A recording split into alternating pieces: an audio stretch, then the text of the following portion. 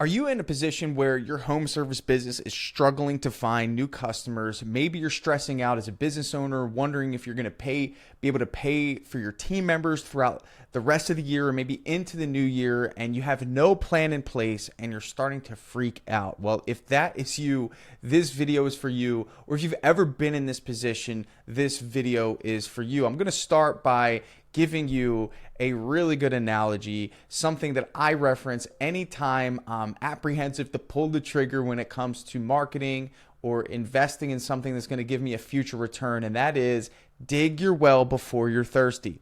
Or another one is the best time to plant a tree was 30 years ago. The second best time is right now. Ultimately, the best business owners are very innovative, and more importantly, they anticipate future in order to identify what they need to do now. In other words, the best, most advanced business owners are the ones that are saying, you know what, things are working well right now. I need to do something right now to ensure they keep working well, because I know that this luck or this good fortune is going to run out. And that is just a law of life. So ultimately, what you need to do as a business owner is you should always be putting away for tomorrow, even though today's going really good. And I've been in this position. I've had multiple projects as a 7-figure painting business owner that, really just ran off of luck. We had really good stretches of time where it felt like everybody was signing that contract. Everybody was agreeing to move forward. And then there were times where it was like, I don't understand what's going on. Is there a recession? Are people running out of money? Or do people no longer want their house painted? And I remember how helpless I felt because I made growth decisions when it came to hiring my team during those high times. And then when those low times came, I really had that feeling of, am I going to have to let someone go? Or am I going to have to scale back? Am I going to have to slice my prices in half? And that's not a position that you want to be in. So the first thing you need to understand is that marketing is not something that you do when you feel like it, or in other words, when you have to do it, right? Marketing is something that you need to do every day. This isn't something that, if work is slow, okay, well, I think I'll throw some money into Facebook. Or if work is slow, I think I'll throw some money into Google, or I'll buy leads, or I'll start really making a push. What you need to understand is that marketing needs to be done every single day. This is something that should be done when you're in those high times, when the cash is coming in, when you have that, disposable income, when I really don't even think it's disposable because it's an investment. And here's the thing. Number one, you have to understand that in the same way, you don't want to hire when you really need to hire. In other words, if you did that, then guess what? You're going to have an employee that was hired out of desperation rather than really calculation, right? That's so important. So for you as a business owner, it's so important for you to understand that hiring is something that you need to be doing when you don't need to hire, so you can take your time and you can make the right decision and you can operate from a place of poise rather than stress, anxiety, and making knee-jerk decisions. So when it comes to marketing, the same principle applies. Dig your well before you're thirsty. Now, you might be thirsty. This is who this video is for. You're in a position where, the leads are slow, the jobs aren't closing for some reason, something's going on in your business and you're not sure what it is. Well, here's the deal. Right now, you're thirsty. You need to dig the well. And then what you need to do is remember what this feels like. You have to understand that the next time this comes around, when things are going really well, you're going to pull the trigger on the marketing agency. You're going to spend the money. You're going to get your company's brand out there. And you're going to feel good about it, knowing that this is just going to protect you for the next time that this happens, because business is cyclical. So rule number one is make a commitment to spend the money. Now, I've dealt with a lot of business owners that have the employee mindset. And if you don't know what the employee mindset is, we're referring to money and how money is spent. And I want you to understand that the employee mindset is very simple. The employee receives a paycheck, right? And ultimately what they do is they pay their bills with that paycheck and then they spend what's left. And if there is some after spending, that's what they save for later. And for you as a business owner, this is a transition that you have to make where you are operating with the investor mindset. The investor mindset is the mindset of, I receive money and this money is not all mine. You have to take that money and you have to put some of it for future return. And that is the investor mindset. Then you spend, then you save, right? Ultimately, what you need to understand is that the investor mindset takes money, takes resources, and puts it back into the business. Now, I remember when I was first starting my business, I never understood what that concept meant, putting it back into the business. Really, what that means is that you're taking resources and you're applying them to things that are almost guaranteed or have a high chance of generating you a return. So for example, marketing. When we take money that we receive from a $10,000 job, not all of that is ours. We need to take some of those resources and we need to put them back into our marketing spend so we can get another $10,000 job, maybe a $20,000 job, right? But if we just take that $10,000 and we take it and we pay all of our vendors, we pay all of our bills, and then we pay all of our employees, and then we spend it on our own personal desires, and then we save a little bit of what's left, ultimately it can feel like we are paycheck to paycheck in our business. Now, let me be clear about this. There's something that isn't going to be easily spoken about, right? But this is a very important component to identifying this mindset. And guess what that is? That's confidence, right? So in other words, if you have nowhere to confidently put that money, right, back into the business, then guess what's going to happen? You're not going to do it, right? So that confidence comes from having a place that you know you can reinvest in that's going to generate you a return. So let's talk about what that is. So rule number one, you're making a commitment to never allow this to happen again, right? And that is the mindset of, I know that even when things are going really well, if I knock out a great job, I need to take a portion of this revenue and I need to put it into something that's going to make sure that I'm not in this vulnerable position again.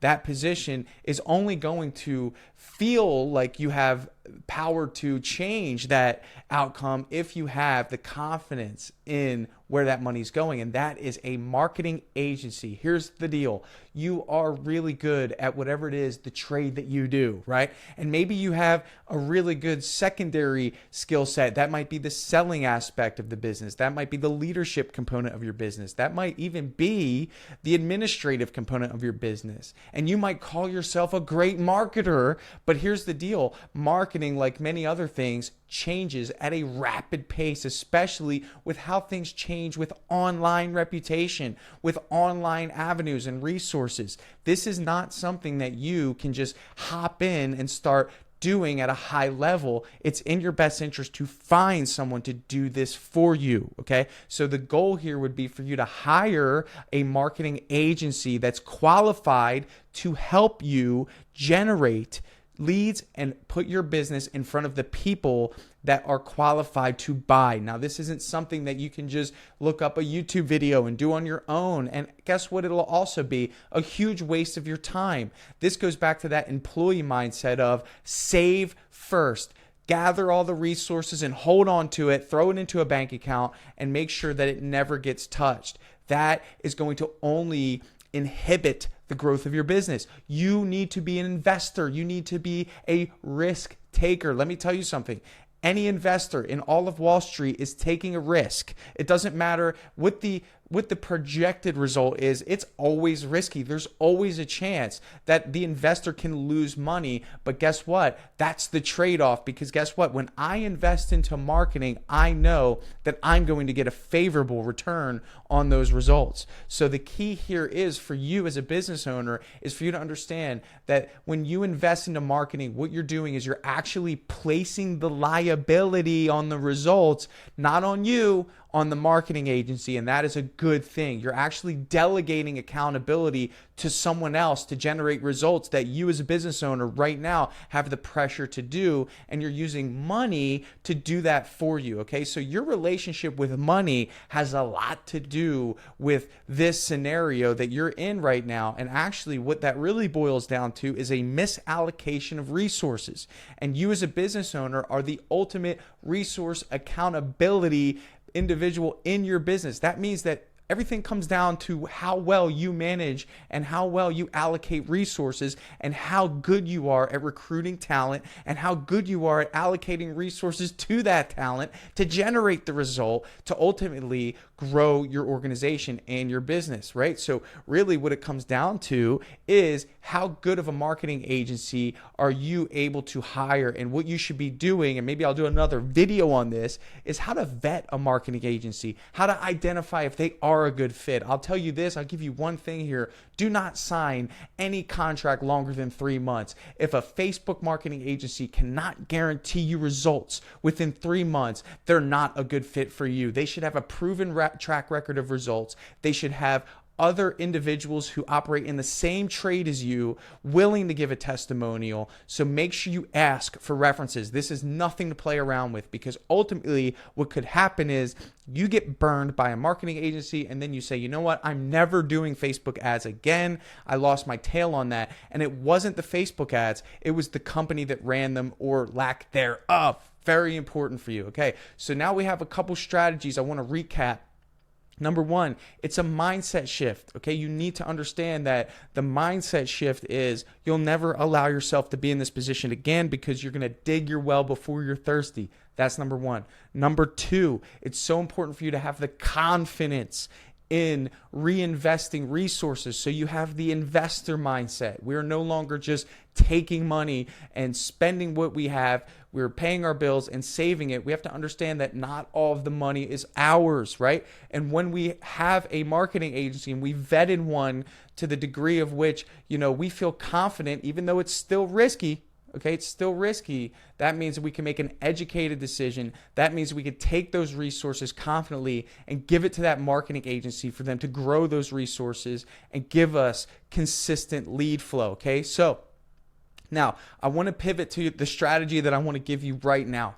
I don't know, you might be in that position where you can't see forward, right?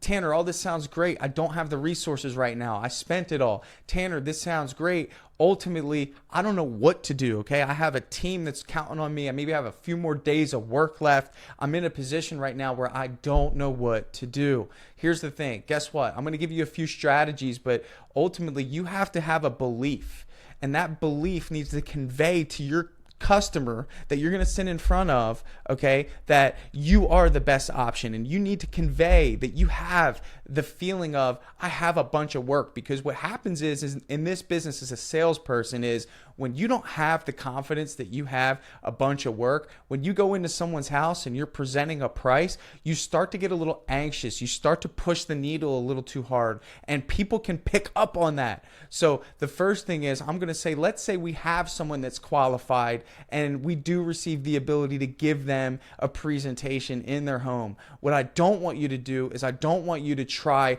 to win the job because you're desperate. I want you to challenge yourself to go into that environment assuming that you have a year's worth of work, with that level of poise, with that level of certainty, with that level of confidence. And what I want you to do is I want you to understand that when you're in a position like this, every opportunity needs to be capitalized on, because all it takes is one good job to shift the gears and to give you the momentum that you need to keep getting more jobs, right? And maybe you've seen this happen. I certainly have, right? But it also happens when we're in a downward momentum, right? So number one is we want to capitalize on opportunity. If you do get an opportunity, you have to treat them as if you have a year's worth of work. You're going in as an educator. You're cool, calm, and collected. But number two, you need to learn how to close on the spot, okay? Stop leaving the house. This is not the time to be sending an email with the proposal. What it is as a time to negotiate, okay? And one of my rules of thumb is whenever I have been in a position where I do not have work for my team, I'm willing to cut my price in half, Okay. And you might not hear that from some business coaches, but maybe those business coaches aren't responsible for other people's income. And that is more important than my own in that time period. So ultimately, I recognize that 90% of the reason why people don't hire us is because our price is too high. They love our company. They love our brand. They love me and my team. They love who we are. They've seen the reviews. There's no reason why they would not trust us to do the job. So when we present them a price and ultimately they say no or reject that proposal, guess what? We know what it is. It's the price, okay? The price is too high. But let me challenge you with this. If I gave you the job for free, would you hire me to do it? The answer is yes. Okay, so there's a magic number somewhere with every customer, and it's your job to figure that out. And it's very hard to do that once you send an email, because what I've learned is that people will not tell you that they can't afford it, or generally speaking, the price is too high. Now, some might say that, but ultimately, you really have to make it easy for people to have a dialogue with you. And I would venture to say that most people don't know that home services are negotiable, right? Generally speaking, they think if you come and do an estimate, that's the price, but when you're in person with somebody, you could say, hey, you know what? Listen, I see you're kind of a little apprehensive about what you're seeing on here. Did you have a number in mind? And just leave it at that. And then they'll open up to you and say, you know what? To be honest with you, I thought it was going to be half this. Okay, how'd you come up with that number? Oh, well, I had this job done at a previous home that was similar in size. Okay. Well, aside from price, if price wasn't an option, do you feel like our company would do a great job? Like, let's say price didn't exist. Would you hire me? And maybe you get them to laugh a little bit. Yeah, definitely. It's just, we have a budget and all that. And then you go in and say, look, we would love a few things. Number one, we'd love to do a great job for you. I love this community. I think, if we get our van in here, we might pick up a couple extra jobs. Tell you what, you're at 3,000. I'm at 6,000. I've never done this before, but I'll tell you what, if you allow me to earn your business today, I can't quite get to 3,000, but I'll do the job for $4,500.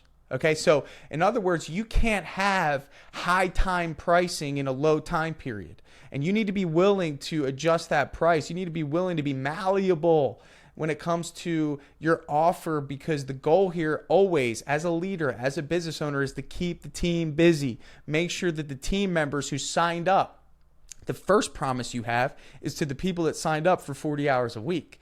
Okay, anytime you compromise on that promise, you create uncertainty. Let me be clear about this. My team does not know what it feels like to have less than 40 hours a week. No one questions it. There's never been that one time where Tanner couldn't find the work. And you know why? Because I'm playing for them first. And you as a business owner, you have to understand that's the play. Play for them first, okay? So when it comes to sales, it's about capitalizing on the opportunity. Now you might say, Tanner, I don't even have an opportunity.